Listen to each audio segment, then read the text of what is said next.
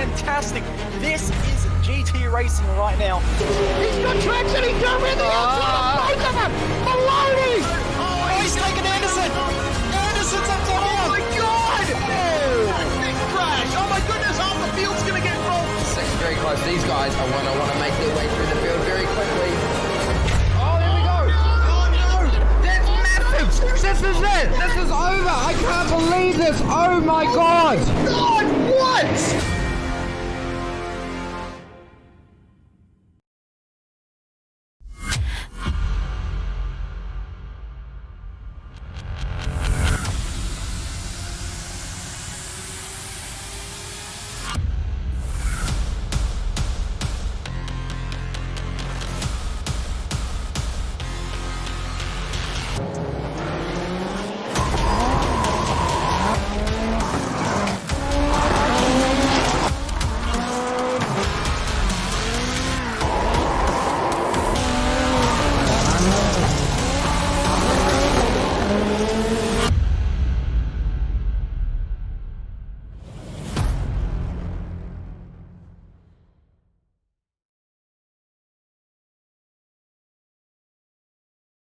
Welcome one, welcome all to a very special presentation here on SimSpeed TV this Thursday night. You know what it is. We've already had 2 rounds of hard and fast racing around dirt ovals with Australia's best online and real sprint car drivers here in the ASC series. It's Australia's premier online sprint car series presented by ourselves here at SimSpeed TV. It's Reese Gardner and Jay Kennedy in the box tonight, and we have come to a very special place for this third round of the series, Jay. We are at the magnificent Williams Grove Speedway. This place has been around since the 1940s and half a mile long, 800 meters, similar to Eldora and Volusia in terms of length, but it is stretched into a paperclip form, and it is one of the toughest dirt ovals out there. Yeah, hello everyone. It's one of my favorites to watch because it always provides tight, close racing because the track is just so different to everything else. I love watching racing here and looking forward to seeing how these drivers put on a show tonight because it will be very, very entertaining, I've got no doubt. Absolutely. The racing that we've seen so far at Volusia in round 1 and then Eldora in round 2 has been nothing short of spectacular. There's been some very heroic drives throughout the field in both of the rounds we've run so far. Particularly, I think, from Joel Berkeley, who, as we recall, started from pretty much the back in the feature in round 1 and came through to finish in second. And you're sure to see some performances like that here tonight because Williams Grove, with its long straights and tight corners, it really throws up a couple of curveballs for the drivers. Not that high banking either, so you have to use as much of that downforce as possible to keep yourself glued to the clay. Yeah, exactly right. It's a really unique shape, really unique circuit. The straights is just so long, and you think about a dirt oval with such long straights, you'd expect it to have really wide and open flowing corners, but it's really tight, really tough to navigate. The drivers really have to throw themselves in there through turns 1 and turn 3. So good car setup, really, really important tonight. Probably more important than any of the races we've seen so far. Yeah, you're going to be seeing drivers tweaking their wings throughout the racing tonight, which of course you can do in these sprint cars. 410 cubic inches and 900 horsepower of madness, and we're going to be seeing quite a few instances of that tonight. But I think it's a good time to check in on the previous round's results. Of course, the last time we raced was last week at Eldora Speedway, and it was David Heilemann who took the victory ahead of Lewis HEWET and Harry Stewart. And it was in somewhat controversial circumstances, with Heilemann having an incident with, I believe it was Daniel Hartigan, or I may have just made that mistake once again, Jay, because so much happened at Eldora. It was quite difficult to keep track of absolutely everything.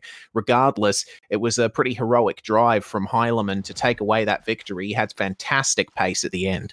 Yeah, it was really controversial, probably more controversial at the time than when we watched it back later on, because the more we watched it, the more we realised that Heilemann had nowhere to go, because there was basically 3 incidents happening all at once in the same piece of track at the same time. I believe Brad O'Brien was involved in it as well, from memory. Yes. So yeah, it was a really, really interesting, controversial moment in the night of racing, but what it did do really shook up the field and meant that we had a bit of a mixed up midfield from where it was in that race, which is now showing in the championship standings. Yes, indeed. It's quite the interesting championship standings that we've got, and I will correct my mistake. It was HAYDEN CARDWELL, I believe, Yes, who it made the was. contact with David Heilemann. I'll get it right eventually. But Heilemann leading the championship after taking that feature win at Eldora. Richie McLeod, the feature winner at Volusia, remains in second place. Lewis HEWET and Harry Stewart, though, second and third in the feature last round. They are starting to creep up on these guys, and you can see it is quite the tight battle there up at the top. Heilemann with a 30-point lead, but that can easily be erased if he has a bad heat. 100% could change at the drop of a hat, because we've seen how much the racing has changed and changed drivers' fortunes throughout the proceedings in other rounds, or the first two rounds, I should say. So good to see that Richie McLeod's still up there after the first round, having that good result. So good to see him still up at the pointy end. Lewis HEWET starting to make his way forward again, but Heilemann was so good last week, so it'll be interesting to see what he does tonight. I don't know if he's out there. I haven't checked the field yet, but fingers crossed we see him out on track again. And I have seen that he has connected, yes. Yep. So Mr. Heilemann might just do it for America once again. Yep. I'm glad you finally got to see that interview, one of the best interviews we've ever seen in an iRacing broadcast. I still remember that interview from the broadcast booth for the World of Outlaws World Championship only a few weeks ago.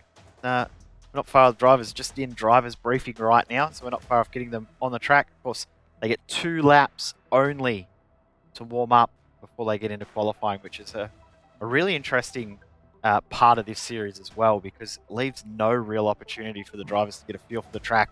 You have to have done your practice and be prepared before you get out there right now. Absolutely right. Only 2 laps available, and around a track like Williams Grove, it's very difficult to figure out a rhythm from just driving a couple laps around here. I did some laps myself earlier today, and I can tell you, with how tight the turns are here, with how little banking there is, you've really got to focus on corner exit, and it can be a little difficult to get into that rhythm when you're just out of the pits and the tires still haven't quite come up to their operating pressure. So it's going to be interesting to see who can get the best out of their car in the 2 laps of practice, and then once again in the 2 laps worth of time trials that everyone is allowed to do. And only 4 minutes with which to do it. Fortunately, they're going to have plenty other opportunities to figure out how good the track is at the moment, because the heats are all 8 laps long. So we're about to get going here. It looks like drivers briefing is over, and we're getting drivers out on the track now. Noticing Dylan DeBono making his way out of pit lane onto a clean track, and he's going to be one of the first out there to really test this circuit. Jacob Dixon already out there and putting in some hard and fast pace, and we're going to get some times coming in very soon just to see who has worked it out here on the clean track. And once everyone's done their maximum 2 laps of practice, we will go straight into qualifying, and it's going to be quite frenetic. But there is going to be a slight advantage here for the drivers doing these laps in the practice session. It's going to wear the track in a little bit. A lot of drivers don't really like driving on a clean track. They think it's a bit too easy. You can just mash the throttle and not have to worry too much. But once there's been a bit of running here on the line, the cushion starts to form, and you really start to find places you can put your car to get the most grip. 100% right. Now, one thing that I hadn't told you, this is going to come as a little bit of a bombshell, but we've got a little bit of a team shuffling that's happened during the week this week, which is a little surprising. Big name being James Rice, leaving Synergy Sim Racing and is now gone to United Sim Sports. So James Rice, the number 5, now gone from Synergy to the team of United, which is a bit of a surprise move. I was a little bit shocked to see that, but it was usually a very, very loyal tight-knit squad over at Synergy Sim Racing. So to see that change is come by a little bit of a surprise. Yeah, definitely. Especially considering Rice had some pretty good form last round at Eldora. Another surprise, albeit a pleasant one to be sure, is that Zach Novak is back in the field, the eNASCAR champion. He has made his way back into the field. We didn't see him last round at Eldora, and his round at Volusia in round 1 was a lot less than he would have liked to get from that first round, but he's back here at Williams Grove. Be interesting to see how he goes. Yeah, 100%. Looking forward to seeing how his night plays out. So we'll see how that goes over the next little bit. As looks like almost everyone has done their 2 laps, and the times coming. What do we got? 54 drivers tonight, which is a really, really good turnout. I think we had 45 odd last week. So to see so many drivers tonight, that's really, really good turnout. Certainly is. Williams Grove bringing in the numbers as it should. This is a legendary sprint car venue. As I've said, it's been in operation for almost 7 decades now and hasn't changed one bit in terms of surface or layout since then.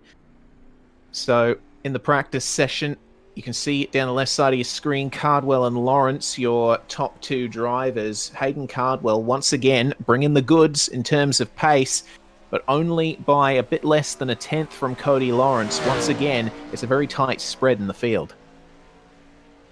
Yeah, very, very close. What have we got? 1 second separating the top 47 cars. Geez, that's amazing to say 47 cars. 54, yes. What's that? 8 seconds at the moment, but a couple of drivers that haven't really done representative times. But that gap from 3rd down to, what, 20th-ish is under 0.2 of a second. So that's a really, really close midfield that we're going to see throughout the racing tonight, which is what we want to see. We love to see really tight midfield racing, but I mean, we'd love to see some tight racing at the front as well, but the midfield's always where the action is in these series. Yeah, absolutely. And it's certainly going to be some very tight action too, because you try and turn in for one of the corners at this circuit, and the track is, well, the actual surface you can use properly to get some pace. Actually quite narrow. It really tightens up in the middle of the corner. You got to make sure not to run wide on exit, otherwise the driver behind you is just going to go for the over-under, late apex it, straight line it out of the corner and get you on these very long straights. So checkered flag has flown here in the practice session. Our race director Brady Baldwin advancing the session forward. Here we go. We're going to move through into the time trials. Hayden Cardwell has the edge out of practice, but everyone is waiting in the wings to try and get that optimum lap down. Yeah, it's always interesting here to see some drivers just go out straight away because they know what the track is like straight off the bat. Other drivers wait as long as they can and leave it to the last second because they can see what other drivers have done or talk to teammates and things like that. So it'll be interesting to see, but it looks like Hayden Vickers is going to be one of our first drivers to put in a lap time. Yeah, looks like it, and we'll keep an eye on the timesheets just to see how he manages to go for Vickers Motorsport through the final couple corners here. Pit entry on the left-hand side, and it looks like 17-0 there for Hayden Vickers, with Dixon going straight to the top of the timesheets there on a 16-7. Now, that is few tenths off what we've seen in practice, so drivers are going to have to be careful here. Bob King for Ace Esports, of course, one of the guys behind Oceanic Dirt Sim Events, which organizes this series. See what kind of time he can put down as David Heilemann goes into second and then first. Got 0.02 of a second there on Mr. Jacob Dixon. Ethan Bastian, meanwhile, heads across the line and puts himself a bit further down in the top 10 with Stewart and Gow. Zach Novak right there going to second place already, just 100th of a second off Heilemann. Novak looking very competitive. Yeah, Novak looked strong here when the World of Outlaws World Championship was here a couple of months ago, so it'd be good to see him out there on track tonight. Of course, he and Heilemann, both teammates at Slick Sim Sport, so they'll both be very, very close. But have a look at that. Just about to say Brad O'Brien to the top, but Jock Goodyear's just pipped him. Excellent job from Jock Goodyear. first driver into the 16.6s, and Joel BERKLEY immediately joins him, less than 200ths of a second off. Joel BERKLEY, one of many Slick Sim Sport drivers in here tonight. See how well he goes, taking the low line out of that final corner. Looks like he has not been able to improve on that one, but still, that first lap from him doing what he needs to secure a good start, potentially, in the heats. What about Daniel HAYDEN, meanwhile? He's a driver that we usually see at or near the top, almost lifting the left wheel off the ground, and looks like he has not been able to break into the lower reaches of the top 10 on that one. What of Lewis HEWET? He has not set a time yet. And there he goes, 2/3 instantly. Excellent. Yeah, really good lap there for Lewis HEWET. Straight into third position. It's a HAYDEN CARDWELL P1. Where did that come from? Well, I suppose we should not be surprised based on his practice pace. And one driver left to go, which is this man here, Brenton Hobson. Yeah, Mr. Hobson, of course, supplying $10 in cash to the 6th place finisher in the feature every week. Thanks to Hobo88.com for that particular benefit. Going slightly high there in the final corner, riding the cushion as best he can. A 16.9 is his first lap. That's not even good enough for a top 30 at the moment. Hopefully he goes a bit faster on this next lap. Absolutely diving in and taking the early apex. Oh, and hitting the wall on the exit. That's going to be his run over. So not the best qualifying there for Brenton Hobson in the number 88. But with that, all of our drivers have set times. And it looks like it's only, 6 or 7 tenths covering the entire field? 6 tenths separating the top 53, 7 tenths separating the top 54, the whole field. So that's incredibly tight as we get into our grid for heat number 1. Yes, indeed. Of course, the top 4 inverted for the heat start. So Cardwell's going to start there from 4th. Cameron Dance is going to be the pole sitter with Dixon alongside him. There's O'Brien, Cardwell behind them. Bradley Oldfield and Ethan Bastian. That is quite the stacked top 6 there, along with Damian Rasmussen and Hayden Pascoe behind them too. Lewis Clark and Max Lumsden round out your top 10. And our last car in this field is the number 20 of Josh Barry for SM Sim Sport, who, of course, is presenting a lot of the races this season. It's an outfit started by Brady Baldwin's real-life associates, and certainly looking for those good results as they continue to pave their way in the iRacing dirt scene. Now, the drivers will line up and go for 2 formation laps around here, and then the green flag will fly and we'll be able to go racing. The control line is at the exit of turn 4, so the drivers need to be careful not to go too early, and they've got to make sure that they get an even start off the line, otherwise there may be trouble. Yep, exactly right. They need to make sure that they're a little bit more cautious. We saw last week that drivers are actually pretty good at making sure that they time their run very, very well, and we're very clean at the start of the races and the start of each heat. So hopefully we'll see more of that tonight. First week we were a little bit more messy, but tonight, fingers crossed, we'll see it nice and clean like we saw last week. Now, other thing too, we will have 5 heats, which means our potential inversion when we get to the feature could be anywhere from 1 right through to 20. Now that is quite a number. Of course, the spinning wheel making an appearance on the broadcast tonight, so we can decide exactly what that field inversion is for the start of the feature. Man, could you imagine initially thinking you'd start in 20th and then suddenly be given the pole position? That would be quite the shock to the system. One more formation lap to go. Yeah, nice shock to the system. But I know that's the only way I'd ever get pole in a dirt event. So, yeah. I can say the same. You are not alone, Jay. That's why we're both up here in the booth and not out on track.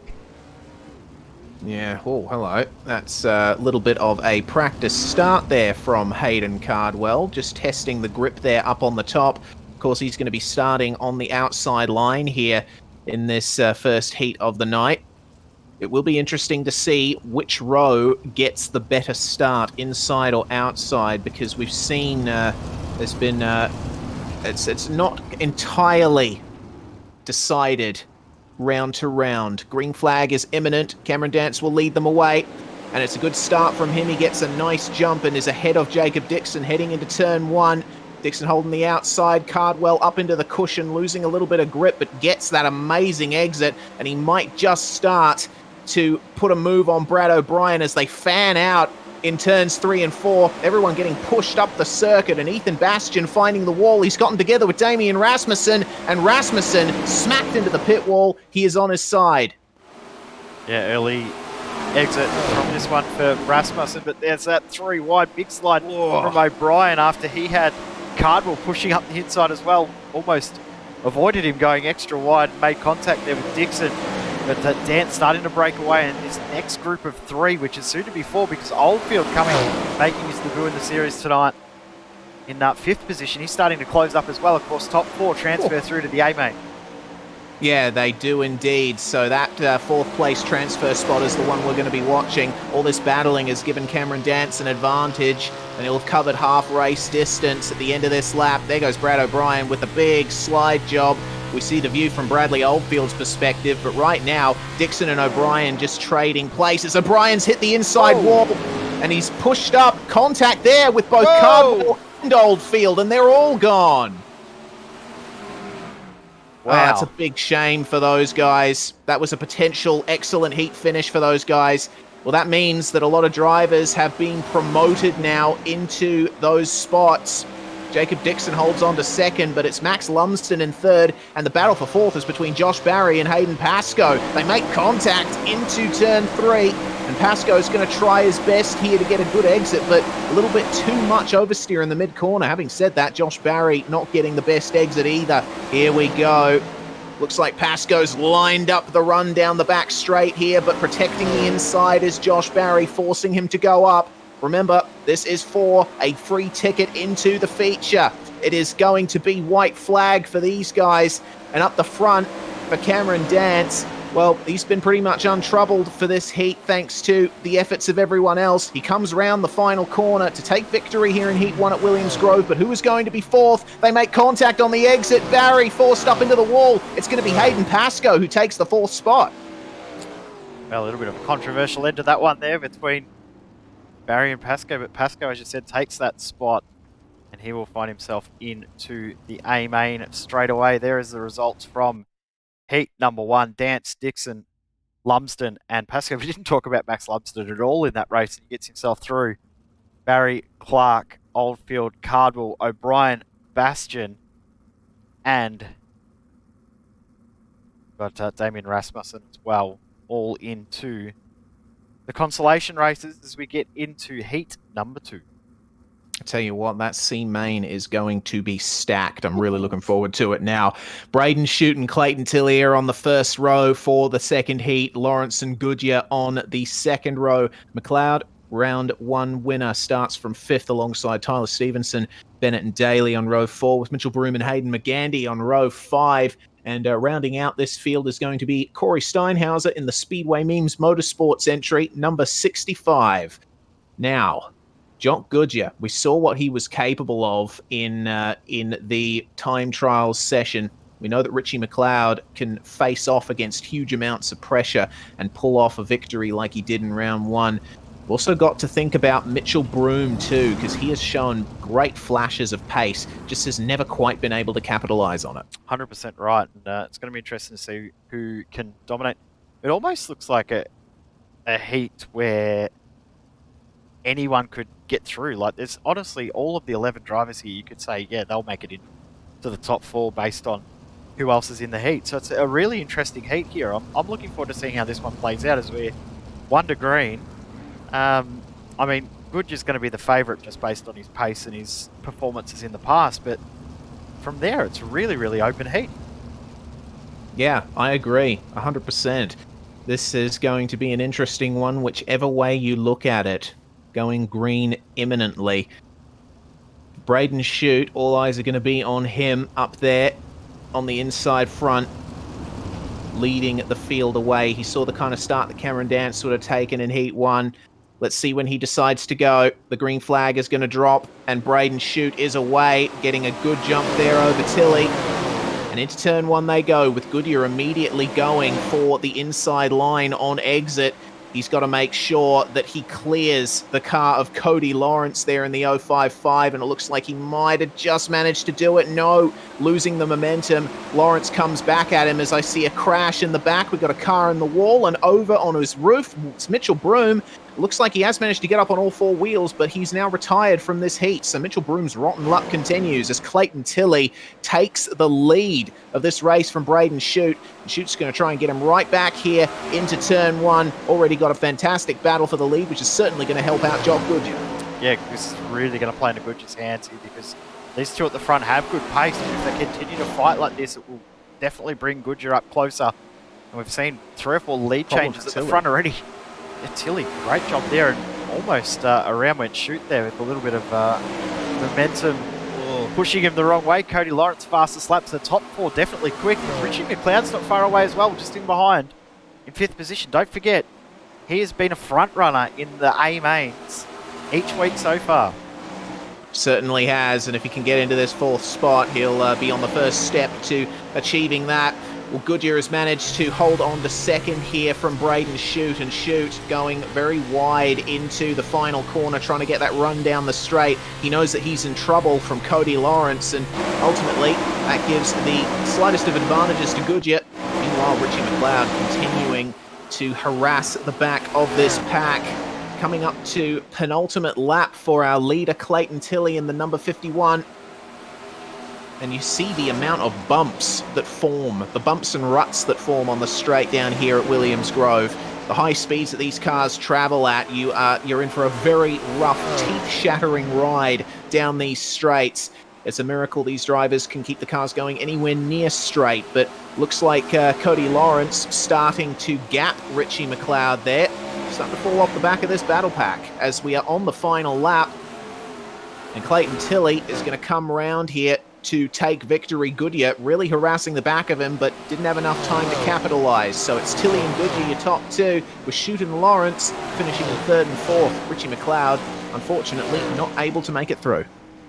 The fastest lap on the last lap too for Goodyear. So Tilley, Goodyear, Shute, and Lawrence into the A main, with McLeod having to do it the long way this week. Daly, Steinhauser up to 7th from last on the grid, with Stevenson, Bennett, McCandy, and the last one being Broom, who we said was out very, very early, unfortunately. Indeed. Time for heat number 3, and this is going to be another awesome one to watch, because Jake Maloney and Daniel Hardigan are on the front row, with David Heilemann, last round's feature winner, and Joel Berkeley in the 2nd row, with Clayton Davies and Devin Butts behind them. Mitchell G and Nathan Norman, with Ryan Harris and Zach Howell round out the top 10. Interesting to see what Ryan Harris can do from that position.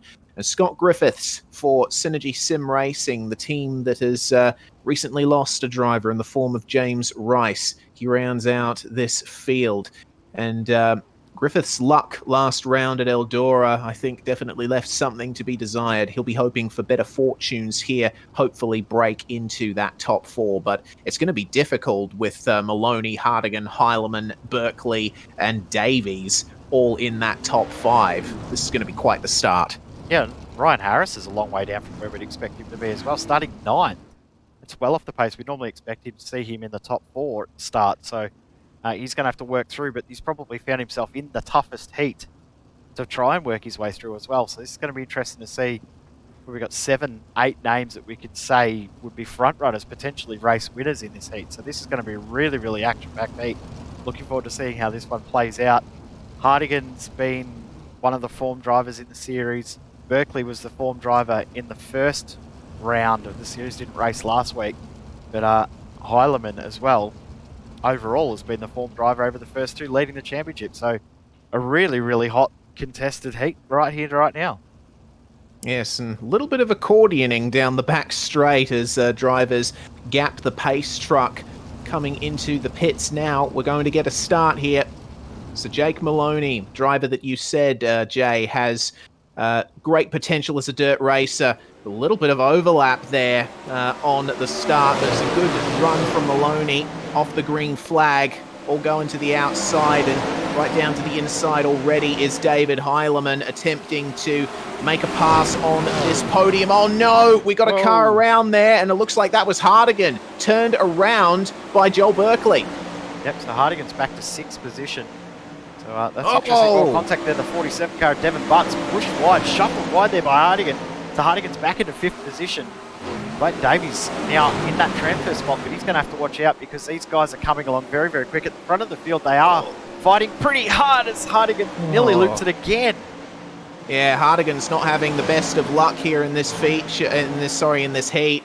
Tried to throw it down the inside of Butts at the exit of the last corner, but he's continually being caught out here as Hardigan. Nathan Norman tries a pass on the inside, but loses that momentum, and that's a huge accordion effect, and that's a proper pile-up. Hardigan slow, along with David Heilemann as well. Heilemann involved too. Yeah, so Heilemann has hit the wall and just checked up the field behind. So, wow, how's that for championship changing? This could change the whole night because Heilemann's going to have to come from basically last to try and get himself back up into these the A main later on in the night. Maloney in 2nd, Clayton Davies in 3rd, and now Mitchell G finds himself in 4th. But have a look at... sorry, that's Davies and G fighting for 4th position. The Norman and Butts, 5th and 6th. But Heilemann, that's just strange. He's out of the race as well, so he's going to have to do it really, really tough from the back of the field, coming through the C main. Yeah, and Hartigan as well, too, has retired from this one. It's really not the start to the night that those guys would have wanted, but Joel Berkeley is cheering at the moment because after making that start from 4th place, managed to find himself in the lead. And Mitchell G, you can see really starting to creep up on... something's happened to Joel Berkeley. Yeah. He slowed down the straight. Something happened there. That's very odd. Might have been a hardware drama or something like that. Either way, Maloney is back in the lead. I don't think it's fuel for Berkeley because he didn't have many problems. Jake Maloney is going to cross the line to take the win here in Heat 3 with Berkeley 2nd, Mitchell G 3rd, and Clayton Davies coming home in position 4.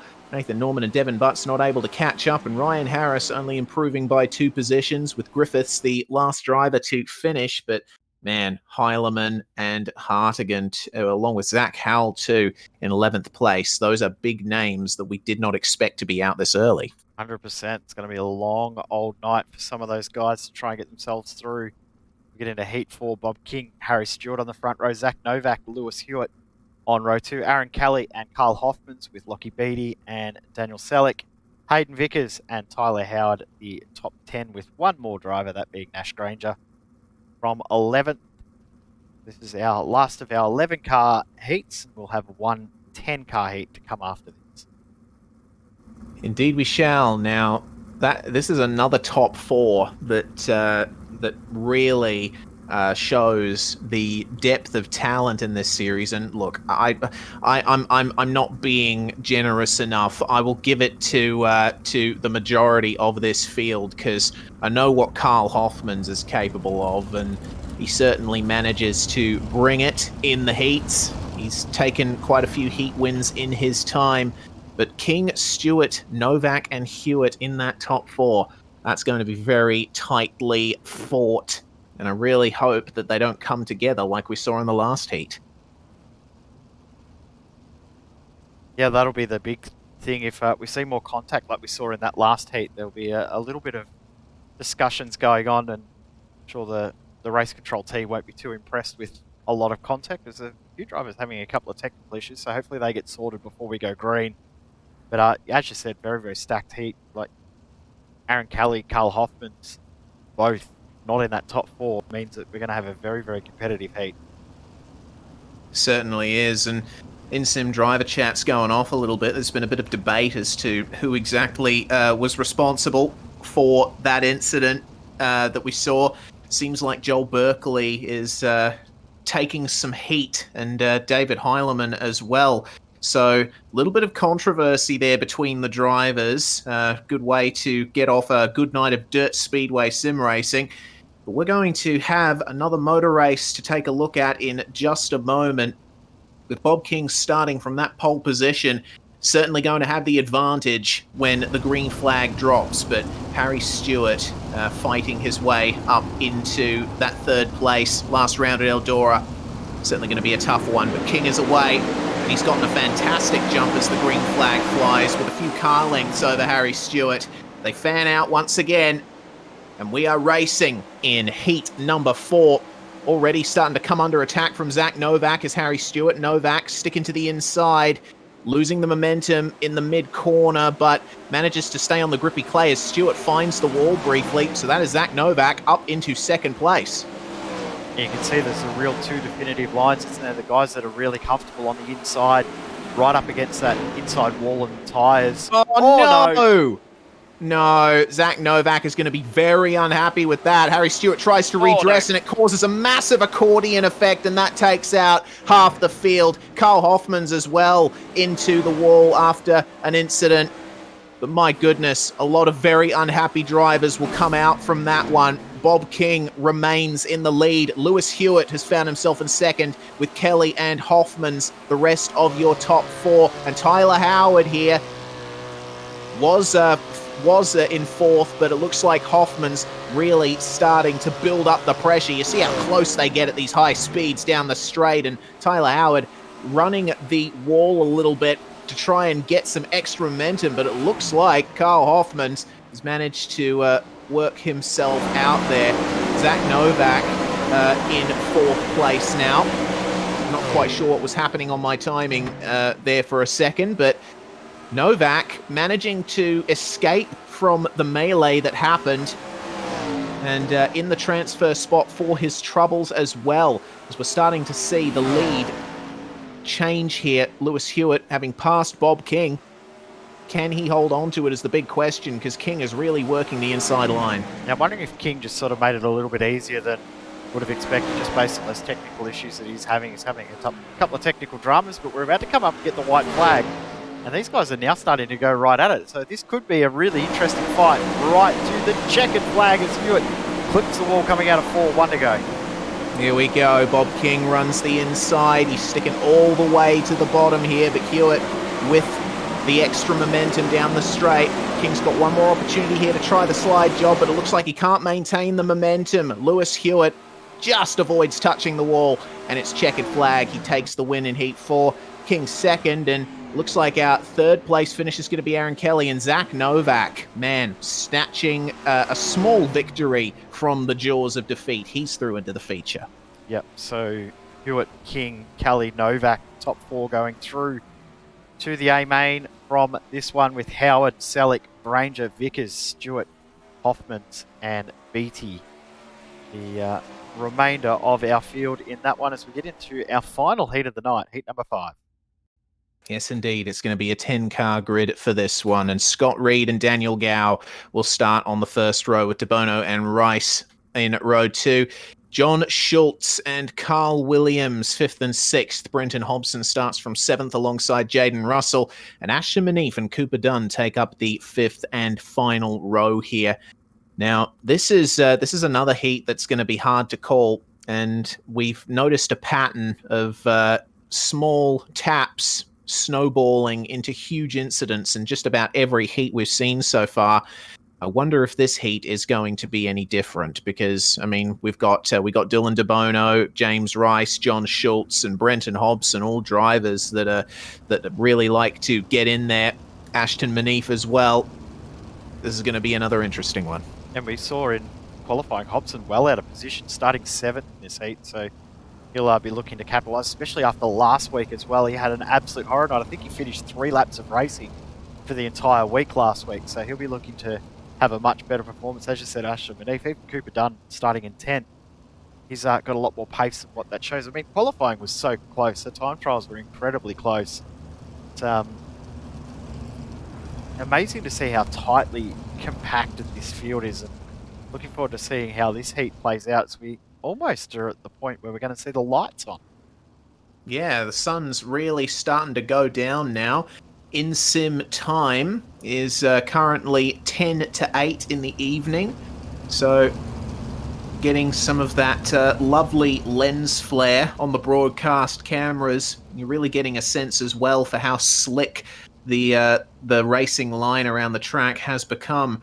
But definitely by the end of the night, we're going to have some darkness here on the circuit. That's what we like. We like it when it gets dark right as we get into the A main. I think that's pretty cool when the lights are on for the final of the night. It almost feels like real life then, doesn't it? Yeah. Build up to do the final under the lights.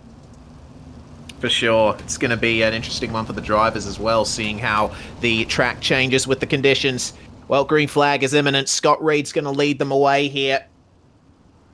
And they are away. Another good jump from our pole sitter here. But you're really starting to see more drivers start to go towards that inside line, and Daniel Gow using the inside line beautifully, actually, with all of that fresh clay down there on the bottom, takes the race lead, and it looks like he's going to hold on to it because Scott Reed unable to keep that car straight on the slick. Yeah, exactly right. It's a little bit troubling for some of the drivers at the moment. They look like they're struggling a little bit for group. Of course, some of these drivers, or all of these drivers, haven't been out there since they did their time trials. Some may not have teammates to help them discuss what the track is doing, so they're going in there a little bit blind. As I just saw, was that Carl Williams into the wall? It was.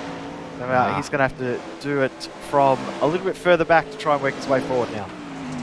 Certainly will, but John Schultz there in the number 78, having a bit of a problem and getting balked on exit as well for his troubles. Scott Reed briefly lost the position to him, but now he's gotten it back. And Schultz has for company Jaden Russell and James Rice, of course the new signing for United Sim Sport.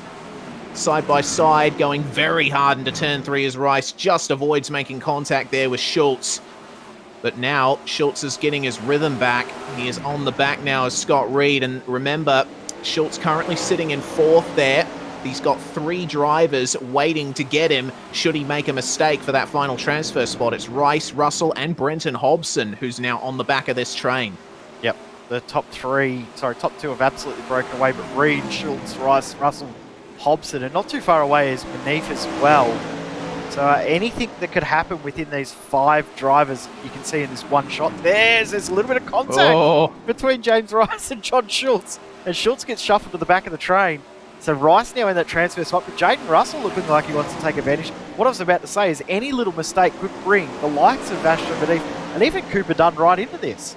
Yeah, certainly. So the drivers need to be very careful here. Almost making contact again was Hobson and Schultz. But Scott Reed has held on to this 3rd place beautifully. Side by side for 4th. Jaden Russell on the outside with Mr. Rice on the inside. It is the final lap for these guys. And up ahead, it's going to be Daniel Gow who takes victory with Dylan DeBono just behind. Very well done from those two to escape all of this chaos that we've seen. But it is really close for 4th. Oh my goodness. It looks like Jaden Russell just managed to hold off James Rice for that 4th place. There was barely anything between them, 200ths. Yep, 21 thousandths of a second separating those 2 drivers. So incredibly close as we get the results from that heat. Gow, DeBono, Reed and Russell through. How's that? James Rice and Brenton Hobson and John Schultz, all drivers that you would mark down as almost sure things to getting through. They're going to have to go through the C and B mains, so that's going to make it very, very tight. Speaking of the C main, it's time for that right now. It certainly is. Drivers gritting up and getting ready to go. We got 17 cars here for this one. It's going to be headed up by Scott Griffiths and Hayden Vickers, with Ashton Manif and Brad O'Brien behind. Bennett and Heileman start from row 3, with Harry Stewart alongside Cooper Dunn on the 4th row, Ethan Bastian and Hayden McCandy on row 5.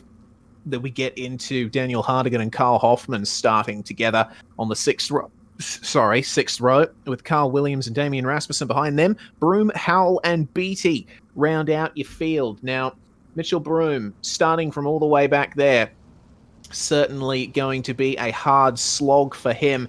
But you can say that for most of the drivers in this one. Heileman, Stewart, Bastian, Hartigan, Hoffmans. We all expect drivers like them to be able to make it through the heats without much issue. But unfortunately, they are here and they've got to fight for a grand total of 12 laps. And remember, the top 4 transfer is still active. If you finish outside the top 4, you are not advancing any longer in the night. Yeah, exactly right. The lights have just come on as well, and how awesome does that sunset look? Lovely. Lovely stuff. Really appreciate the detail that iRacing puts into their laser scanned tracks, and especially with the new lighting effects that were introduced a couple of builds ago.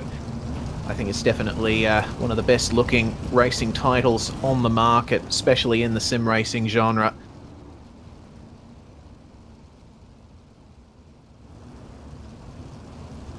Griffiths, Vickers, Manif, and O'Brien all at the front, but you've got Heilemann, Stewart, Bastian, Hardigan, Hoffman, Rasmussen all in this as well. This is going to be intense, and one thing is, one of those drivers that I just mentioned the names of, or a couple of those potentially, they're going home after this. We're only into the C main, and we're going to see some of the big names out this early. That's incredible. Certainly. Green flag is in the air, and Scott Griffiths backs them up a little bit, gets a great start. Can't say that for Hayden Vickers, though, falling back to third with Ashton Manif taking the second spot. Look, motoring around the outside. That is Brad O'Brien now fighting for a top spot. And you already see the big names as well, all trying to go round the outside here. That's where the grip is at the moment. Hayden Vickers with a problem there. That looks like a suspension issue. Yep, Vickers out, Williams out, Hoffman's out. Scott Griffiths, we saw, was turned around in the background. I'm not sure if there was contact or whether he's done that himself, but Ashton Manif right at the front now, holding on. Brad O'Brien takes the lead away, but David Heilemann right there, and Harry Stewart sitting in that transfer spot for now. Those top four are broken away, but Hardigan and Bastian in that second group will be closing as quick as they can. Yeah, they certainly will. Hardigan is all on his own at the moment, not facing any pressure from behind. Ethan Bastian has got Hayden McCandy and Zach Howell for company, though, with Mitchell Broom coming up on the back of them. You see just how much these drivers are struggling for grip on those slick lines. But these are some of the best dirt drivers in the AusNZ Sim sphere, and a few from America as well. They can certainly handle it, as Brad O'Brien riding the wall on exit, trying ever so hard to keep this lead from David Heilemann. He's succeeding so far, but we know what Heilemann can do in situations like this. It looks like Cooper Dunn has been black flagged as a result of one of those earlier incidents. Heilemann onto the grippy clay. He goes to the inside, trying the slide job. Brad O'Brien right up against the wall. He knows where that's the momentum, and it looks like he's managed to hold on to it down the straight once again.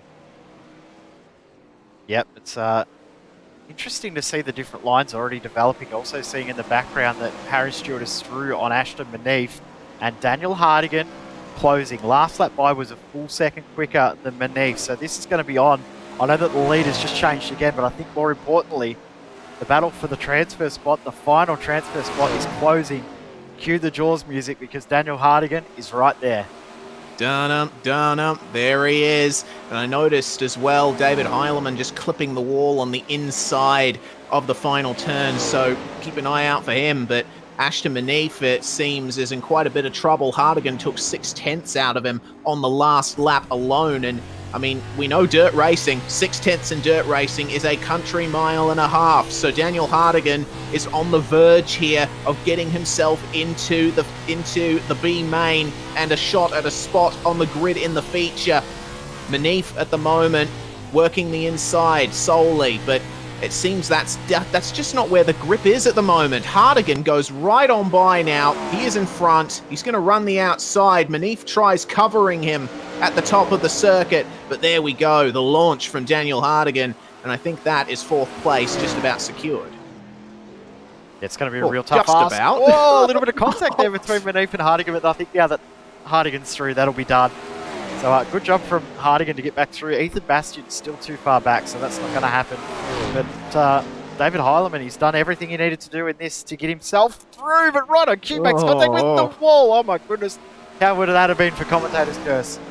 Yeah, white flag too, right at the end. So take it easy, David. You've got this now, because Brad O'Brien unable to make those final few lunges to try and take this victory. So David Heilemann rounds the final corner, and here's your winner of our C main here tonight, with O'Brien in second, and Harry Stewart completes the podium, but Daniel Hardigan is going to join them in the next race, the B main. Unfortunately, we say goodbye to Ashton Manif, Ethan Bastian, Hayden McCandy, Mitchell Broom, Carl Hoffmans, Beatty, Howell, Bennett, Rasmussen, Dunn, Vickers, Griffiths, and Williams. And there's definitely more than a few names in there that I'm sorry to see won't be making it through. Rasmussen's had a horrible night. He lasted 2 laps in that one. I think he lasted 1 or 2 in the previous as well. So he's had a horrible night. So hopefully for next week he can have a much, much better night. But we get into the B main. Josh Barry, Richie McLeod will start on the front row with Nathan Norman and Tyler Howard on the second. James Rice, Lewis Clark on the third row. Joe Daly and Devon Butts on the fourth row. Fifth row is Daniel Selleck and Brenton Hobson, I should say. Bradley Oldfield and Corey Stenhauser on the sixth row. Seventh row is Ryan Harris, Nash Granger. Then we've got John Schultz and Hayden Cardwell. And then Tyler Stevenson, David Heileman, Brad O'Brien, Harry Stewart, and Daniel Hardigan. The 21 cars we've got for this B main over 14 laps. And this is going to be a very tough one for Heileman, O'Brien, Stewart, and Hardigan, taking up those final 4 spots on the grid by virtue of their finish in the C main. But Josh Barry and Richie McLeod on that front row, and Richie, we know that when he starts up the front, he usually stays there. So I'm interested to see what kind of permutations we're going to see for the feature grid here tonight. Once again, only the top 4 finishers are going to make it through. It's been an arduous process making up the grid for this feature, but despite the heartbreak we've seen, despite the drama, we're still going to have a fantastic night of racing here at Williams Grove. We already know what kind of action this track can produce. 100%. Always provides tight, close racing, but I think even we're a little bit surprised at how tight and close the racing's been. Have a look at the names that we've got in this B main. You look at this list and go, yeah, that's the A main. Richie McLeod been front runner in both A mains the previous 2 rounds. James Rice, always a front runner. Hobson, Oldfield, Harris, and then Heileman, O'Brien, Stewart, and Hardigan all in at the back who've come through the C main. What a stacked A main we're going to have when we get there in a few moments' time. Yeah, this is going to be crazy. I'm super duper looking forward to this one. A little bit of sliding around there at the back, testing the limits of his car. I believe that was Brad O'Brien. Of course, all these guys starting at the back are going to have to take it easy through the first couple of turns. They're going to be packed like sardines in a crushed tin box here at Williams Grove. The green flag flies, and Richie McLeod not getting the best start at all, but Josh Barry goes through into the lead. Nathan Norman immediately piles on the pressure for that second place as they go briefly 3 wide out of turn 2. Tyler Howard trying his best to work the outside, but hits the wall. Very close racing all throughout this field, and it looks like our top 2 back together. Richie McLeod starting to come back at Josh Barry as we see very tight racing back in the field. Yeah, Devon Butts just tried to do a bit of a slide jump there on James Rice, and then all of a sudden James Rice was on the inside, so he had to dive to the middle. Brenton Hobson starting to get through, but Rice through on Howard is the main change at the moment as Howard hits the wall, so he's going to drop down. Butts and Hobson fighting for 5th and 6th as James Rice starts to break away, but Nathan Norman in the 96 car starting to drop back a tiny little bit. Yeah, Nathan trying to find the grippy clay up on the circuit as we Heileman's continue already to look at 9. Yeah, all right. 8th after 3 laps. Yeah, David Heileman working his way through the field very nicely here, and he's sticking to the inside there on exit, gives him an excellent launch down the straights. Unfortunately, not able to take advantage versus Daniel Selleck. You see him moving up to the mid-track in the final corner, and getting that momentum just gives Selleck a little bit of a serve on the exit. But Selleck manages to keep going. Heileman now working the outside, and you see just how much of an advantage it gives him. Almost makes it 3 wide with Norman and Hobson, but he has to pull out of that one. I'm glad he did too, because that could have been a very, very messy incident. As Norman hits the wall, Josh Barry through on Norman. Hobson's there too, because James Rice has got into 2nd position. And here comes Heileman. Heileman now sitting in 4th. Yeah, there's been a problem there for Josh Barry as he's fallen way back, and Richie McLeod now way out in the lead, 4 wide, just about out of the final corner. Barry doesn't quite know where to place his car in the midst of all of that. Hobson to the outside, Norman to the inside. Rice manages to jet away from these guys. But David Heilemann still trying to work out where he can place his car here. Just seems like every car is doing a different line. From last up now into the right at the transfer spot. Hardigan's there too. Also seeing Ryan Harris is right in this train too. We haven't seen him all night. We said he had a horrible run in the time trials. Now all of a sudden he's right there, potentially getting himself into the A-main. I've just heard a car in the wall. I think that is Josh Barry out. That's a big shame there for Barry. Oh, bit of contact between Hobson and I think that was Hardigan. These guys starting to come together, and Hardigan losing control a bit as Norman and Heilemann battle for 4th and 5th. Brenton Hobson right in the midst of this as well. This could be anyone's race here in this C-Main when it comes to the transfer spot, because Richie McLeod way out in front. James Rice starting to catch up to him, but not quite what he needs to do. Oh, that's a huge incident. It looks like Nathan Norman and Daniel Hardigan came together in a spectacular fashion down the back straight. Oh, Hardigan. Oh, Norman. Not what he wants at all there. Goodness me. Oh, something's happened too to Richie McLeod, and he's out of the race from up the front. So he's gone. So James Rice now leads. I'm not sure what happened. We'll try and pick up a replay in our little break in between the A and B, but this is now on for 4th and 5th here between Bradley Oldfield and Brenton Hobson. Ryan Harris has just had an issue back in the field, so he's dropped out. So it's now Hobson and Oldfield, and this is on. 2 laps to go. Who's going to get through into that last transfer spot? Well, we know the capabilities of Bradley Oldfield. Devin Butts as well starting to fall back here. He could fall into the clutches of these guys on the final lap, which is just coming up now for our race leader, James Rice. 14th and final lap now. Heilemann has come out of this the best out of all of the names that we were surprised to see in this C and B main. But it's going to be checkered flag for James Rice, with David Heilemann coming home in 2nd. Oh no, Heilemann's run out of fuel. He might lose the transfer spot. No! Manages to hold on to 3rd, but Devin Butt's going to be happy with that surprise 2nd place, and Brenton Hobson holding off the advances of Bradley Oldfield there for that 4th place spot. So, after that, this is going to be a feature grid you would not have gotten me to predict. And 100%. We've got this too to bring into it. Yep, let's spin this before we go through the results from that last one, because the admins need to know what number. Position 17 is a transfer tonight. So that's going to make it very, very spicy. My goodness.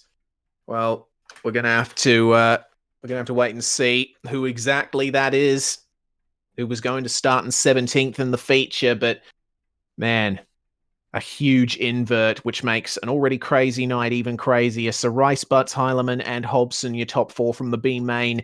Bradley Oldfield out. Ryan Harris out. Nash Granger out. John Schultz out. Joe Daly out. Daniel Hartigan, big out in that 10th spot. And joining him in, unfortunately, having to pack up the truck is going to be Corey Steinhauser, Richie McLeod, Nathan Norman, Barry Selleck, Stewart, O'Brien, Howard, Stevenson, Clark, and Hayden Cardwell, who unfortunately was not even able to make it past the first lap. What a crazy night we've seen so far. I'm looking forward to this A-Main. It's going to be absolutely chaotic, action-packed craziness. We're not far away. The drivers are just getting told what's going on, what the inversion is, and having a little breather before they queue up for a top 17 inversion. We've seen a top 8, top 10 the first 2 weeks. In some ways, we were sort of hoping for another mid-pack one, or maybe a little bit of a front one, because that would have been some really spicy racing. But top 17 inversion is going to be chaotic, to say the least. Yeah, and I'm just looking at the provisional feature grid now. It looks like the 055 of Cody Lawrence is going to be the car starting on pole position in this feature. And Cameron Dance, who won the first heat, remember, going to be starting all the way back in that 17th spot. I can see that that Joel Berkeley definitely happy with the 17 invert. Of course, he does like having a good old race, does Joel Berkeley, finding his way up through the field, and this gives him another opportunity. He was in 8th before this inversion, and he's going to be starting, I believe, in 10th place. Yeah, my maths isn't working tonight, so I'm not going to even try and work out where those numbers are, but you can see the lights have taken full effect here now. Now, this grid that we will show you on screen is not the actual grid. This is the original starting positions. You can invert from them back to 17th. So, as you said, Dance will start 17th, 16th for Tilly, 15th for Maloney, 14th for Hewitt. Gow and Dixon will be 13th and 12th. Budger and Berkeley 11th and 10th. You were right. Well done. I'll give you that. You worked that out much better than me. King and Debono will be, 9th and 8th. So Bob King won't even move positions. 7th and 6th will be Lumsden and Shoot. 5th and 4th for G and Kelly. 3rd and 2nd for Reed and Pascal, and Cody Lyons will start from position number 1. Unlucky man tonight is Clayton Davies. He's going to stay in 18th position. That must be frustrating, isn't it? You see you're in 18th and you're top 17 inverted. With Zach Novak, Jaden Russell, the 19th and 20th. The guys that made it through from the B main, that being James Rice, Stephen Butts, David Heileman, and Brenton Hobson.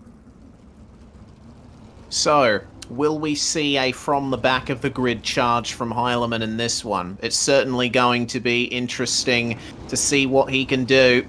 And can I get an update on just how many laps this feature is going to be? I believe it is 31 once again. All right, so this is going to be quite the interesting one, and definitely the possibility for a couple of cautions in this one as well. Remember, it's manually controlled by race control, this start, this gridding procedure. So the drivers are going to have to spend a couple of laps trundling around here as they sort themselves out, but will very shortly be able to go racing. Yep, so what they're doing now, they're manually getting themselves into their correct positions. The green flag will fly. They will stay in those positions for one extra lap under a manual pace system, and then we will get the official green flag the following lap. So that's what the drivers are doing at the moment. Cameron Dance, who has messaged us, because obviously he's part of the SimSpeed crew here, he's like, well, I don't know how that happened, but it did. So he's as surprised as everyone else that he's starting, or was, position 1. And now he's got a lot of work to do. I must say that Hayden Pascoe also looking very, very strong there, who will start from position number 2. Yeah, certainly. It's going to be all on for those top spots, but I'm going to be looking for the drivers coming through from further back in the field, because there's certainly going to be potential for some big incidents like we saw in the heats, and this being the feature, there's a big incident. The caution is going to come out. Black flags getting cleared for all the drivers who just traded positions on the warm-up laps. No pace truck for the drivers on this final formation lap. Cody Lawrence is going to dictate the pace of the field here at a very steady 55 kilometers an hour. The drivers voting not to reset the track here, so we're going to get a very slick Williams Grove by the end of this 31-lap feature. Let's go. Racing at Williams Grove is go. And it's a nice, consistent start from Cody Lawrence. I think he caught just about everyone out there. Scott Reed on the inside as well, getting an excellent run off the green flag. So he's managed to put himself up into P2, but it's all on here as they almost go 3 wide. Mitchell G, Hayden Pascoe, and Aaron Kelly as well, fighting for positions. And there's a caution. It looks like there's a spinner there in the back. I'm not sure who that is. It's Jaden Russell, Brenton Hobson, and Cameron Dance that have all been involved in an incident there in the final turn or so.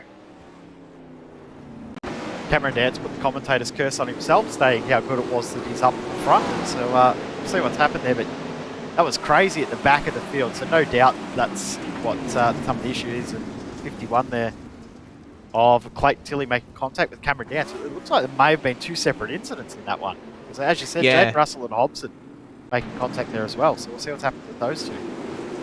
Yeah, so Hobson comes in here out of the second turn, and Tilley actually made contact with Lumsden on the inside, and that's what ricocheted them into Cameron Dance, and yeah, that's what happened there. Just gets into the rear, and with a hit that hard, the car just swings around, and not much you can do to fix that. Ultimately, it looks like Max Lumsden and Jacob Dixon are our first retirements of this one. So already 2 cars out. Yep, Hobson and Dance now at the back of the field, so Cam's back where he should be. Good that we're allowed to say things like that about Cameron Dance, because you know that he'd say the same thing about us if he was in the comps fucking us on track. Yeah, for sure. Kind of a SimSpeed tradition to roast the other members of our crew when they're racing. I know I've gotten it a couple of times in the Aussie Car Turbo Touring Car Series. But that's why I don't race anymore, because I don't think I can handle the roasting. Yeah, it's a 300-degree oven here at SimSpeed TV, but we're going to get a start once again very soon. Lights are off on the pace truck, and drivers going into double file formation once again. It's going to be single file restarts if there are back-to-back cautions, or if the caution happens in the final 10 laps of the race. Just so you'll watch and know. So, going to be Cody Lawrence taking the pole position start once again, and he goes pretty early there in the middle of turns 3 and 4, gets a magnificent jump as the field goes away to begin racing once again. Oh, he said he had a beautiful launch, but he hit the wall and he slowed up big time, but he's got away with it, luckily. Oh no! Only just, whoa, careful guys.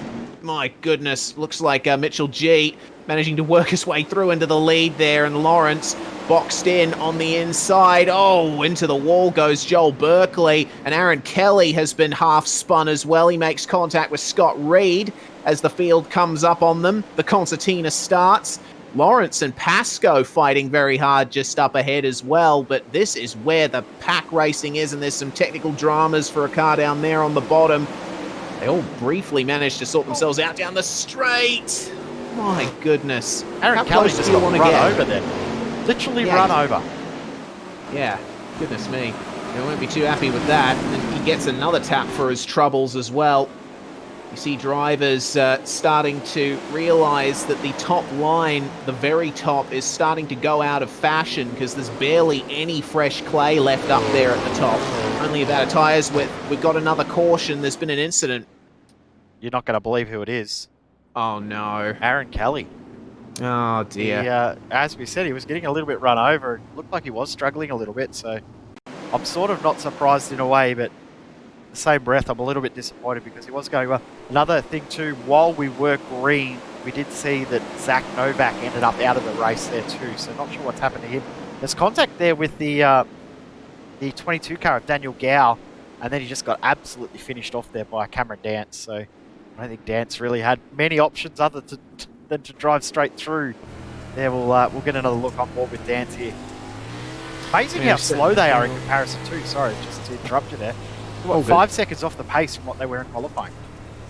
Yeah, shows you how, well, there's the incident. Shows you how much difference there is in pace between a fresh track and a slick one. But poor Aaron Kelly definitely getting the short end of the stick there. Mitchell G, though, he's absolutely cheering right now. Up into first place now. Joel Berkeley has managed to work his way up into 4th, and Bob King into 5th, with Lewis Hewitt in 6th place maintaining. But a big shame to see that we've had the likes of Zach Novak and Aaron Kelly out this early in the race. And Max Lumsden and Jacob Dixon as well. Commiserations going out to you. Yeah, sad to see. Well, we never like seeing any of the drivers out early, but sometimes that's just part of what happens in this sort of racing. So we get the 1 to go signal right now. We will go green next time by.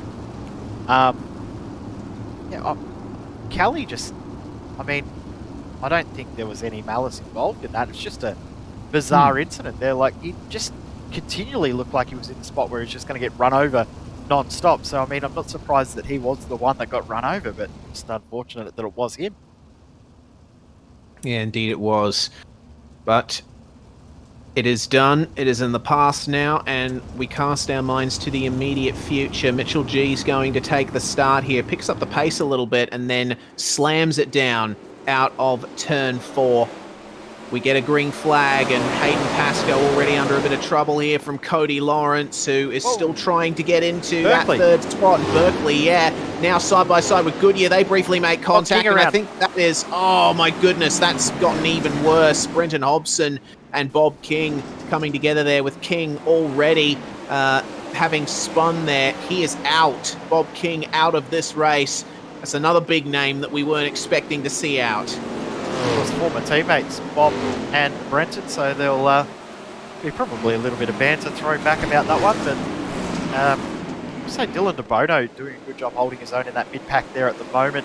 Daniel Gow as well doing a good job too. He's driving very, very well. Clayton Davies also doing a good job. But David Heileman already passed half the field. He's now in 12th position. Yeah, doing very well as Heileman. And, whoa, working his way up towards this battle pack that we're seeing here.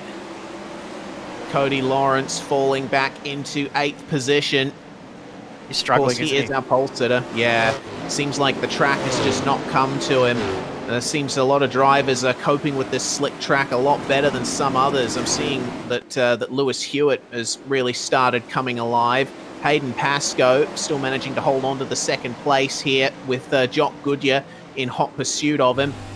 With Joel BERKLEY working the bottom, there's only a small strip of fresh clay down there, and Goodyear, you can see with the momentum there up ahead, he briefly has the position there over Hayden Pascoe coming into turns 3 and 4. It is really starting to get dark now outside the confines of this racetrack. Pascoe now back into 3rd, and oh my goodness, seems like everyone's having trouble just keeping their cars going where they want them to. Yeah, Lewis Hewitt, you said he's just starting to line up a little bit, but as soon as you said that, his pace just went away again. So, yeah. Whoa, just had a spinner there. That's Cameron Tilley. Can they continue on? Did a full 360, got it going again, so he's lost a couple of positions out of that. But, yeah, Hewitt was in 3rd at one point, and he just sort of dropped. So, you're going to have to go again and try and work out where the grip is, because everyone else seems to be doing a bit better job at the moment than what he is. Jock Goodyear, though, is going to take the lead away in just a moment. Yeah, right on the back of Mitchell G now as Goodyear, and BERKLEY is Pascoe firing it into the turn just behind them. Goodyear with the momentum once again. He loves working that outside line, does Jock. He's feeding the right rear into the wall a couple of times as well for his troubles, but Mitchell G, it seems, doing just enough to keep him behind as they make contact. And Goodyear losing some crucial momentum there. What's happened? Oh, I was just going to say, Goodyear slammed the wall hard there as he's riding up through 1 and 2. Almost looped it. As you can see on the inside there, BERKLEY starting to get that inside line working. It's amazing how much lock Goodyear is throwing into that steering wheel, but you're right 100% about BERKLEY, because seems like he's one of the drivers that really likes racing around slick circuits, appreciates the challenge, and you see a bit of experimentation from him as well. He's going very high and then very low on exit, and that is going to help him grab that race lead. The momentum he was carrying was fantastic. It's not over yet, though. He has to fight here with Mitchell G for a couple more laps at least. We're over half race distance, though, so it's he's still got plenty of time to try and make a move. He's got the momentum once again. Now switches to the outside. Is he going to stick to the outside? Yes, he is. And firing it towards the inside with the added momentum, but it's not going to be enough. Cody Lawrence is out of the race. Our pole sitter is now done for the night. He'll retire in 19th position, so 18 cars still running out of our 24 starters. 3/4 of the field still in it. BERKLEY and G. I must say, Mitchell G is doing a fantastic job of holding on to this lead. This is one of the best dirt defenses I've ever seen from Mitchell G here. And BERKLEY just pushing him a little further up the circuit. They go down to the inside. That is where all the grip is. BERKLEY with a great power application. Is this going to be enough to take the lead from Mitchell G? Not quite. Mitchell continuing to harass the back of Berkeley even after the pass has been made. Can he park it up on the outside and impede his progress? No, he Wow, can't. nice It looks move. like Berkeley, yeah, I think Berkeley's managed to secure it with that. Yep, nice work from Berkeley there. Oh, saying that, almost coming Oh. back through was G, but Oh, no. Goodyear. Goodyear in the wall again. He's struggling. And have He a look at who's almost coming. rode the rail. Yeah, and have a look at who's coming back again. Lewis Hewitt coming back once again. All right, so the track starting to evolve even more here. And Hewitt, it seems, has the car set up for these exact conditions late in the race. Daniel Gow still holds on here. He's now up into third with the problems that Goodyear suffered over the last couple laps. Goodyear trying his best to hold off for fifth, and have a look at Heilemann indeed. You took the words out of my mouth. I was about to say, have a look at who that is coming in the back of the shot. Clayton Davies now out of the racing too. So there's another driver who has left our field. So Brenton Hobson still continuing with that damage to the front, but he will likely go a lap down based on the pace at the moment. But Heilemann is flying along, and he's about to get Lewis Hewitt, you would think, which is really struggling. Yeah, really struggling. And you notice he suffered a bit of contact earlier, and he actually has a bent front bar, does Goodyear. So that might be affecting his car behavior somewhat. These sprint cars are tough little things, but you hit them in the wrong way and it can cause massive issues. So there's the gap between Goodyear and Hewitt, 0.4 of a second, and David Heilemann now up alongside him. Briefly has the position across the line up into the top 5, but still got to work that outside, keep up the momentum. Look at that wheel work to avoid the wall. And the thing is with Williams Grove, the wall, particularly down the back straight, it juts out in a couple of places, so you've got to be really careful as they go side by side down the straight again. Hewitt now looking pretty comfortable there on the inside. He's not making this easy for Heilemann. No, this is a good little battle here between Hewitt and Heilemann, of course, former teammates at Slick Sim Sports. Of course, Hewitt left the team before the final couple of rounds of the World of Outlaws Sprint Car Series, World Championship Series. So now racing as a privateer, that's why his car is completely plain white, no sponsors on there, just him out there by himself. This is a great battle between 4th, 5th and 6th being Heilemann, Goodyear and Hewitt. So I almost got distracted there. I saw something flash up yellow on my screen, but it's not the caution. We've got 4 laps to go. And with that, I think Heilemann's managed to almost secure 4th place there from Goodyear. Look at the momentum Goodyear loses on the exit there. He's still trying to throw it up the inside to try and maintain track position, but I reckon Heilemann is the one with the advantage here. Another excellent exit, and he's going to go straight down to the inside, try and protect that down the straight. All Goodyear can do is try and get as close to that inside wall as he possibly can. But Heilemann, you see, with that excellent exit work. Joel Berkeley, meanwhile, managed to find himself in the lead of this one. Daniel Gow, I have to say, I've been very impressed with here, holding on to 2nd place. Not only holding on to 2nd place, he's closing that gap down. So he's got away from Mitchell G. G's speed absolutely dropped. He's, half a second slower a lap. But Daniel Gow is the fastest car on track at the moment as we get the white flag. As far as we understand, our timing could be 1 lap out. We think it's the final lap right now.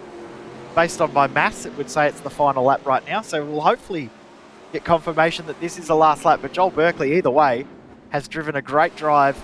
He did get a little bit of help in regards to that position. And he crosses the line. And I think that he is confirmed victory. Yeah, looks like it. Everyone's slowing down now. So your top 3 is Berkeley, Gow, and Mitchell G. David Heilemann ultimately not able to secure the 3rd place spot, and Hewitt falling back into 6th there behind Jock Goodyear. But a fantastic run from Joel Berkeley.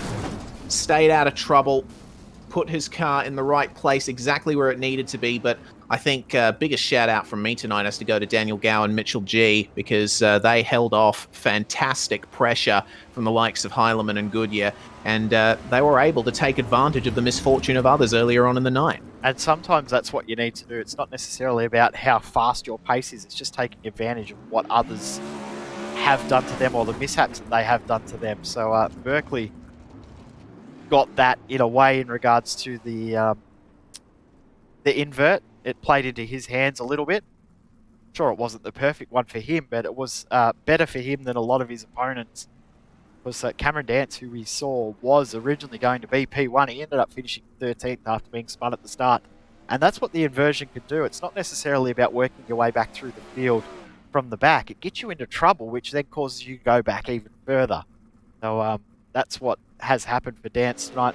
Great job, as you said, from G and Rice as well. Gao for me, man of the match in that race. That was a brilliant effort from him. Yeah, I definitely agree with you on that front. On that note, it is time for driver interviews, and in comes our feature winner, Joel Berkeley, announcing himself here. G'day, Joel. It was a fantastic run from you in that feature to take the win, but certainly not the easiest. At least it looks so from the commentary box. Yeah, look, that was I don't even know. That was a fun race, and the lines changed a lot throughout the race, didn't it? And, stoked to walk away with a win, and look, if there was another 3 or 4 laps, I don't think I had a chance, to be fair. I think Galley is going to rip straight by me, but thankfully it was only 30 laps, not 35. Yeah, it was quite the battle we saw in the final couple laps, and Gal was coming back at you quite quick. Can you elaborate on the changing lines across the circuit? Because we did notice, it gets slick all the way up from the bottom to the top, and a lot of drivers had trouble adapting to that. We saw. So, what was your approach as the track evolved? Well, generally, these sort of tracks, like the bigger tracks, when they get slick, and if you got a car that's loose enough and you can drive across the slick and get the straightaway moisture, it's actually really helpful, but it does really unsettle the car on corner entry and all that, and you got to be sort of clear, I guess, by yourself to be able to do that. But yeah, I don't know, it's just one of the things. Obviously, with the slick, obviously it gets slicker and slicker, and it's slower and slower, and obviously with such long straightaways, if you can get the momentum to run the bottom or down the straightaways, you're just going to pick up probably another, I think 5, 6, 7 miles an hour at times into the corner.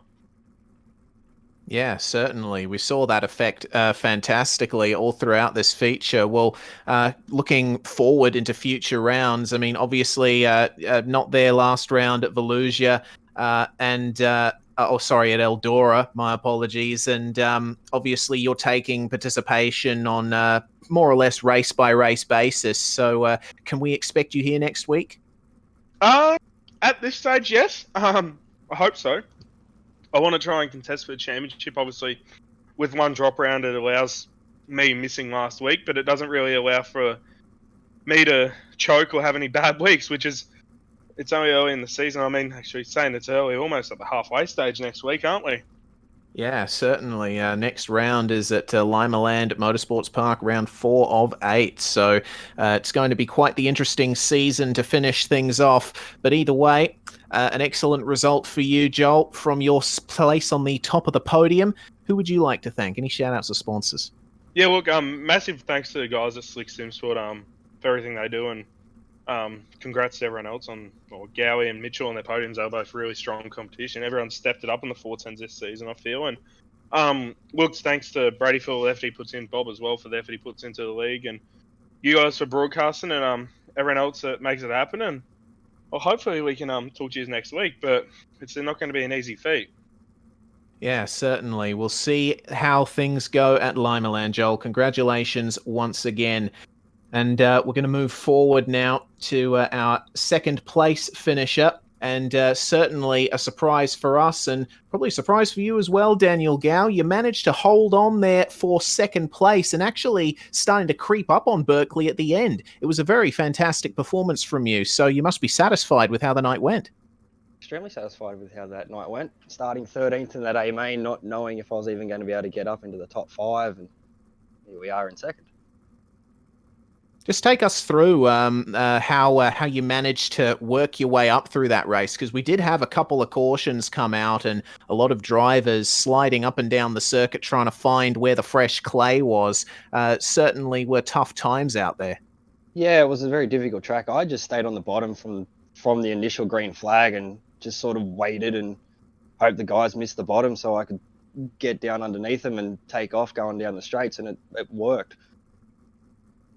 Yeah, Williams Grove is with its paperclip shape, it really puts an emphasis on keeping that momentum up through the corners and putting the power down nicely. But when it gets slick, it gets very difficult to handle around here. With your pace at the end, were you making any changes to your car to try and ease your transitions through those corners?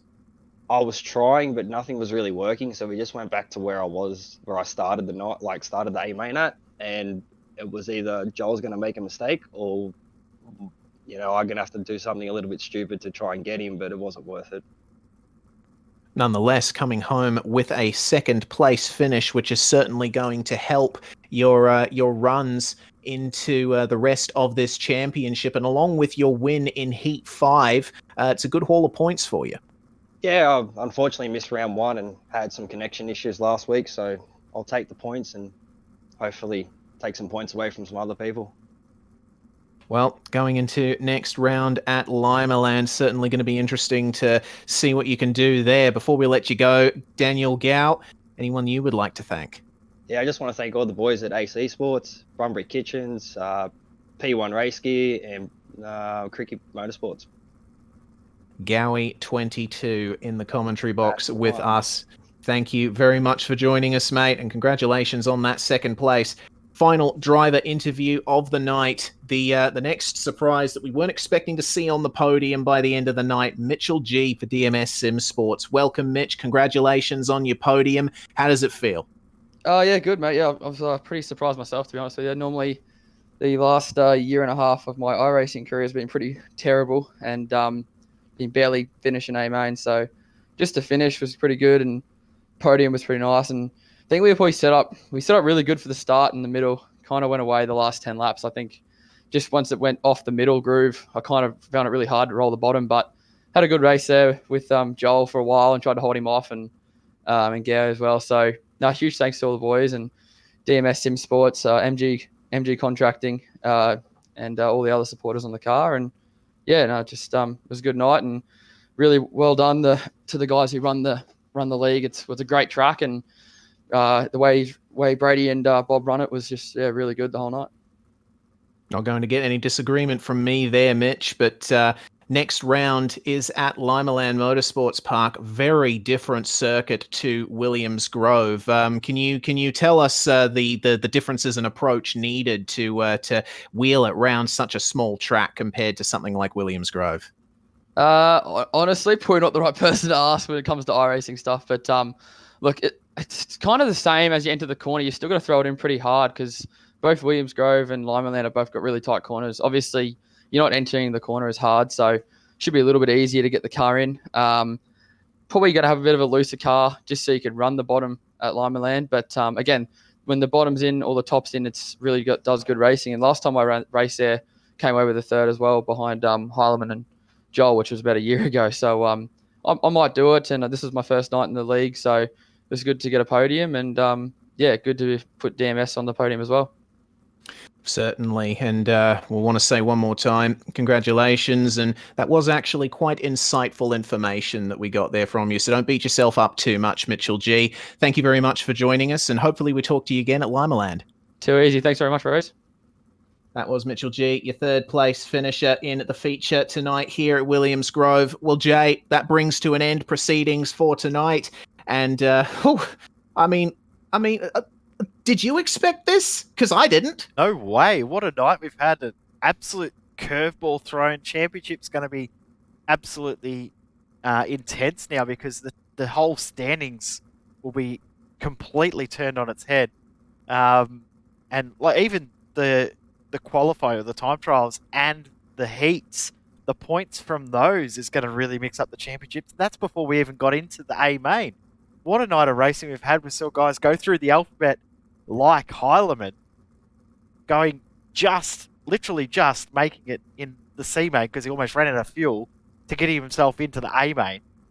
What a night of racing we've had, and I can't wait for next week. I love this series. It's so much fun, and the racing is getting better each and every time we go out. It absolutely is, and we're certainly looking forward to the next round at Limaland Motorsports Park. We hope that you join us there as well. The little bull ring of Limaland certainly turned it up in the 360 Power Series, and certainly looking for more of the same here in the 410s. Can Joel Berkeley maintain this momentum? Can David Heilemann hold on to the spot he holds up at the top of the standings? Either way, certainly don't envy our race director, Brady Baldwin, having to add up all of those points and move everyone around in the standings. We're going to say goodbye here at SimSpeed TV. My name's Reese Gardner. Jay Kennedy joining me in the commentary box and on cameras, handling everything behind the scenes as per usual. From all of us at SimSpeed TV, we want to thank ODSE and we want to thank SM SimSport for their support. Also to Hobo88 for the $10 prize for the 6th place finisher here tonight. Goodbye for now, but not forever.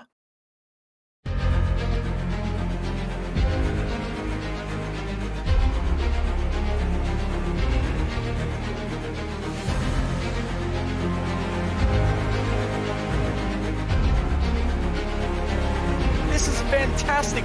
This is GT racing right now. He's got traction. He's got rid of the outside. Both of them. Maloney. Oh, he's taken Anderson. Anderson's up top. Oh my God. Oh, big crash. Oh my goodness. Half the field's going to get rolled. Second very close. These guys are want to make their way through the field very quickly. Oh, there we go. Oh no, that's massive. This is it. This is over. I can't believe this. Oh my God. God, what?